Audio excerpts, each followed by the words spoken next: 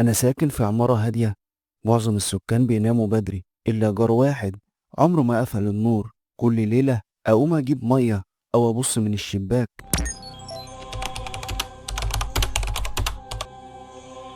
في ناس غريبة بتدخل حياتنا من غير ما ناخد بالنا. جار جديد ساكن في الدور اللي قصادك عادي، لكن لما تلاحظ إنه عمره ما بينام هنا بتبدأ الكوابيس. أنا ساكن في عمارة هادية. معظم السكان بيناموا بدري إلا جار واحد عمره ما قفل النور. كل ليلة أقوم أجيب مية أو أبص من الشباك، ألاقيه واقف، ما بيتحركش، ما بيقعدش، بس واقف يبص لتحت الشارع. نفس الوضعية كل يوم. قلت يمكن بيتأمل، يمكن عنده أرق، بس الغريب إنه عمره ما رمش.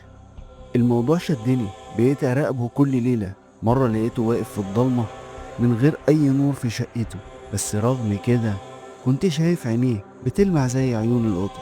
حسيت إنه مش بيراقب الشارع، لأ ده كان بيراقبني أنا.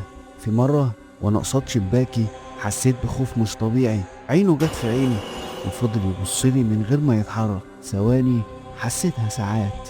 تاني يوم سألت البواب عن الجار، قال لي هو مين قالك إن الشقة دي مأجرة أصلا؟ وقتها دمي نشف. رجعت بسرعة شقتي ولقيته واقف في نفس مكانه، بس المرة دي كان بيبتسم. من اليوم ده أنا معرفتش أنام، مش بس علشان بخاف، أنا حاسس إني بقيت شبهه. الجار اللي ما بينامش يمكن يبصلك دلوقتي من شباكه.